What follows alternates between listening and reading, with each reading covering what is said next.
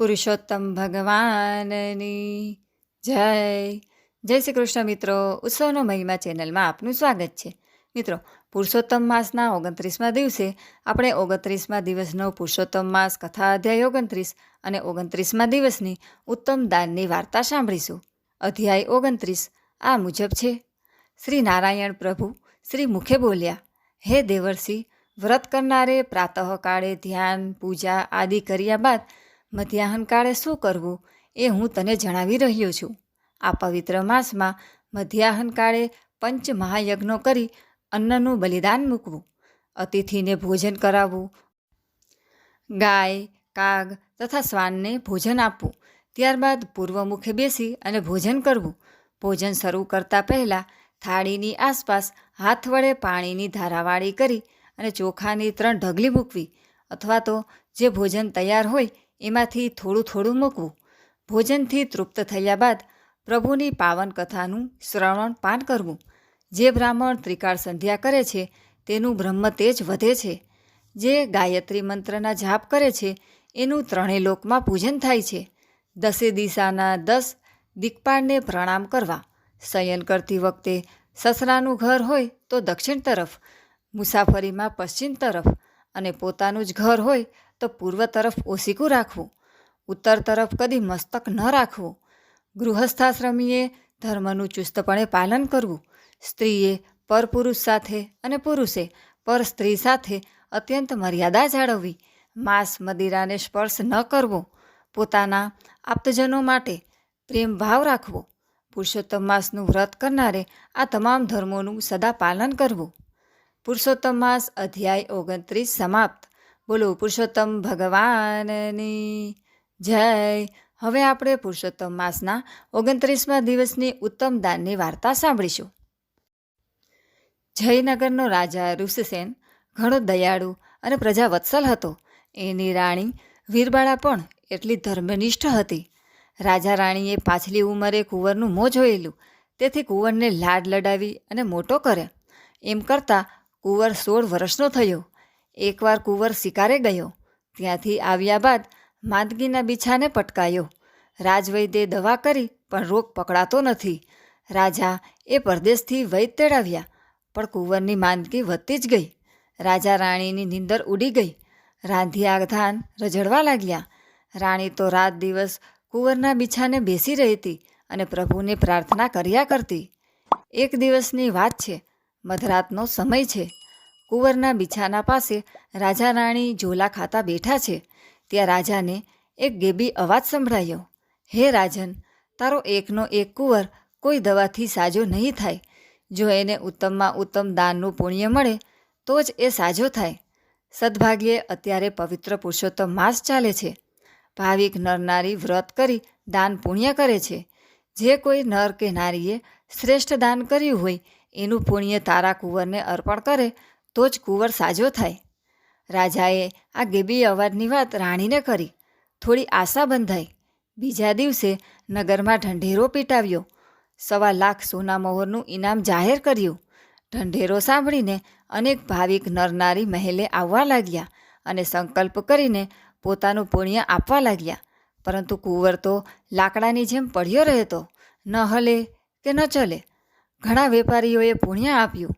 ઘણા ધનપતિઓએ આ પવિત્ર માસમાં ગરીબ ગુરબાને દાન કર્યું હતું એનું ફળ કુંવરને આપ્યું, પણ કુંવર સાજો ન થયો. રાજા રાણી મૂંઝાયા. હવે કરવું શું? રાજમાં દાનવીરો તો ઘણા હતા, પણ એમાંથી એકેયનું દાન ભગવાનની નજરે ઉત્તમ ન હતું. રાણી તો હતાશ થઈ અને રુદન કરવા લાગી. 2 દિવસ વીતી ગયા. કુંવરની નાળી મંદ પડવા લાગી. કુંવર હવે ઘડી બે ઘડીનો મહેમાન હતો. 3જા દિવસની સવારે એક ભિખારી જેવો ચિથરે હાલ કૃષકાય માણસ મહેલે આવ્યો. એના દરહણ જોઈ અને પહેલાં તો પહેરેગીરે એને કાઢી મૂક્યો. એ માણસે હાથ જોડી અને આજીજી કરી ત્યારે માંડ અંદર જવા દીધો. રાજાને પણ એના વેશ જોઈ અને સૂગ ચડી. એ માણસ અઠવાડિયાથી ભૂખ્યો હોય એવું લાગતું હતું. રાણી દાસીને બોલાવી અને ભોજન મંગાવવા જતી હતી. ત્યાં જ એ માણસ બોલ્યો, હે રાજા, મારા દરહાણ જોઈ અને દાંત ન કાઢશો. હું આ ગામનો ઘાંચી છું.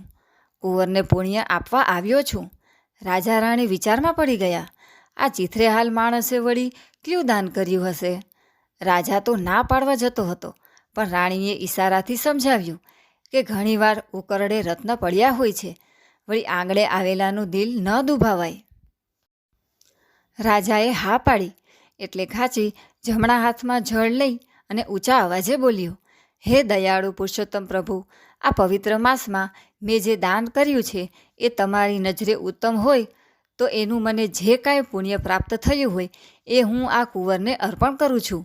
એ પુણ્ય બળના પ્રભાવે કુંવર સાજો થતો હોય તો કરો. જળની અંડલી છાંટતા જ કુંવરે આંખો ખોલી અને પાણી માંગ્યું. રાજા રાણીના હરખનો પાર ન રહ્યો.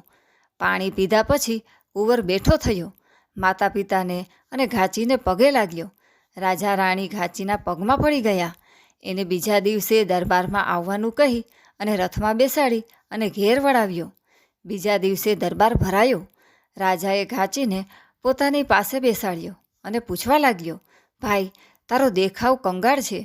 પેટ પૂરતું ખાવા ન મળતું હોય એવી તારી કાયા છે, તોય તે ઉત્તમ દાન શાનું કર્યું એ વિશે મને જણાવ. ઘાંચી બે હાથ જોડી નિષ્કામ ભાવે બોલ્યો, હું સાવ ગરીબ છું, ઘાણી ચલાવું છું. જે દિવેલ નીકળે એ વેચી અને ગાડું ગબડાવું છું. સંતાનમાં 7 દીકરા અને 7 દીકરી છે, તેથી ગમે એટલી મહેનત કરું તોય પેટે પાટા બાંધવા પડે છે, ઉછીનું ઉધાર કરવું પડે છે.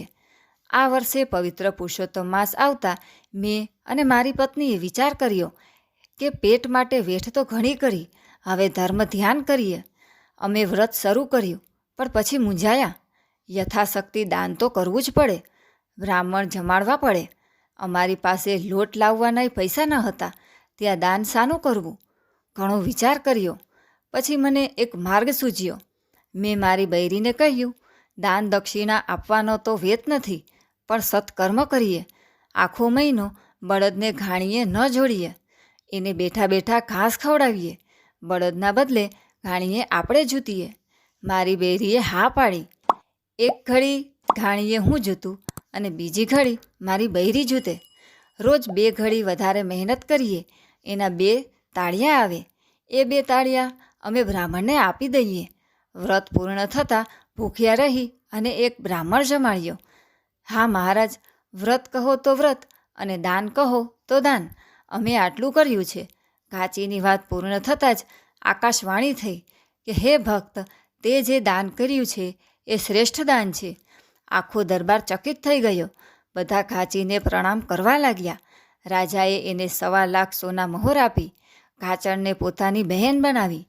હજારો લાખોનું દાન કે સુવર્ણ મોતીના દાન કરતાં પરસેવાની પાઈનું દાન ઉત્તમ છે. એ દાનના પ્રભાવે ઘાંચી ઘાંચણ પૃથ્વી પર સર્વ સુખ ભોગવી અંતકાળે સદેહે ગોલોકમાં ગયા. હે પૂર્ણ પુરુષોત્તમ પ્રભુ, તમે જેવા ઘાંચી ઘાંચણને ફળ્યા એવા સૌને ફળજો.